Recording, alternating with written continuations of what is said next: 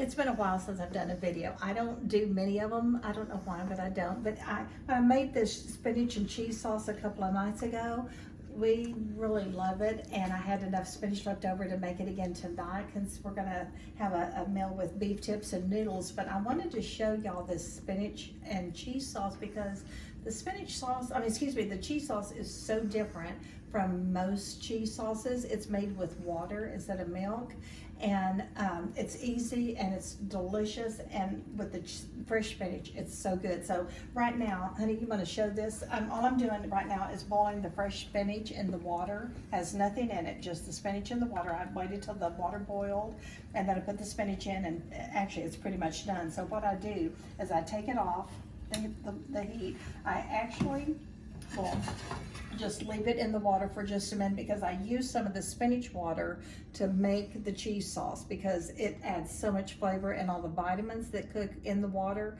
you'll get those also in the cheese sauce. So we had a little bit of it left over, like I said the other night, so I'll just add the leftovers to it. But what I do is, this is about 2 tablespoons of butter, and so I melt it in this little skillet. The skillet's old, and it's kind of lopsided here. But melt the butter, and then I'm going to put just a little bit of flour in it, just all-purpose flour. That's probably about, oh gosh, probably, I'm going to put that much, maybe 1/8 of a cup. We'll see what it is, about 1/8 of a cup.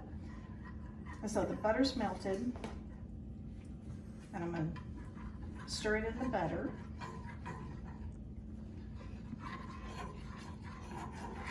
This is, it has, I use dry mustard in it. I got this recipe from my roommate, Sheila, when we were roommates before either one of us married back in the early 70s. And both of us worked for the government. She was a school teacher, and I worked for Texas Rehabilitation. So both of us got paid once a month. And at the first of the month, we ate really, really good. But towards the 3rd and 4th week, I'm gonna add a little bit more. 3rd and 4th week, we were poor because we'd already spent all of our money on groceries and just going out and doing some movies and whatever.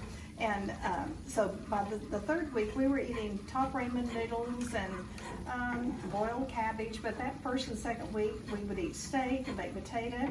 And she had brought this recipe from her parents. She grew up in Cuba. Her dad was a rice farmer. And so she brought this to the States with her when she went to boarding school. And so this is done with the butter and the flour. So I'm going to add some dry mustard.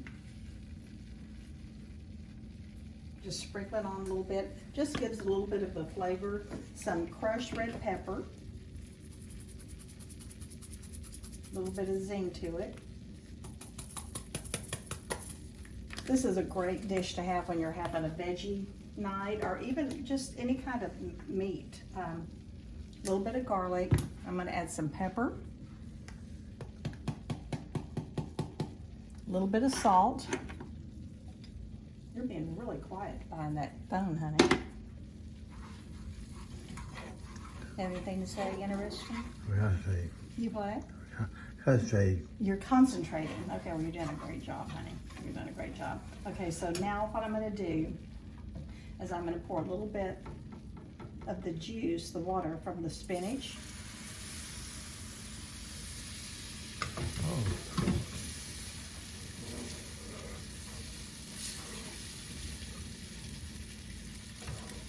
It's bubbling. It's thick. And if you need to add more juice, that's fine. I don't think I'll have to. I think that was plenty. Huh? Cheese is there? Yeah. And so now I had bought this cheese at Kroger the other night. I didn't realize until I got it home it wasn't shredded. It was just, well, it was shredded, but it's very big chunks of cheese. So that was, you saw how much I put in there. It wasn't even a cup. It just depends on how much spinach you have, but there's just 2 of us eating tonight. And so I just stir this until it melts, and then I will strain the spinach and put that in here. And just the water from the spinach, because it has some flavor, And the cheese that you put in, the dry mustard, the red pepper, the black pepper, the salt, the garlic powder, not salt, but garlic powder. You've got a great cheese sauce. You can, why don't you bring that in a little bit closer, honey, to where they can see. And I could add more of the cheese, I'm just not, because that's plenty. So I'm stirring that up, and I'll add the leftover from the other night.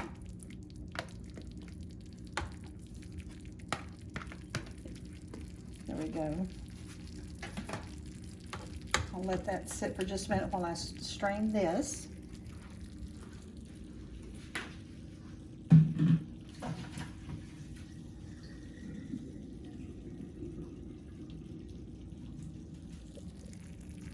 This tastes very, very different from a milk-based cheese sauce.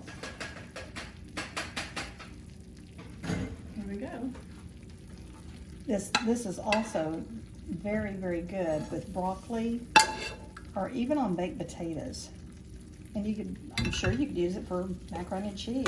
I'm not a big macaroni and cheese person. Randy likes, what's one you like, shells and cheese? Yep. He likes that. I don't know why I'm not, but anyway, this is just a really great cheese recipe. You can see how quick it was to make.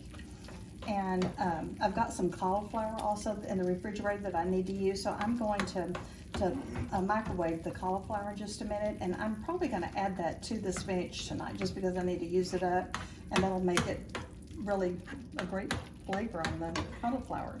So that's the easy cheese sauce that we have made. I've made it since the 70s, and I don't know why I've never wrote about it or talked about it, but I love it. I love it so much more than a cream cheese sauce for some reason, but just the dry mustard and the garlic and the water from the spinach gives it a great flavor. So just wanted to share that with y'all. I hope you try it. I think you'll be really pleased with it.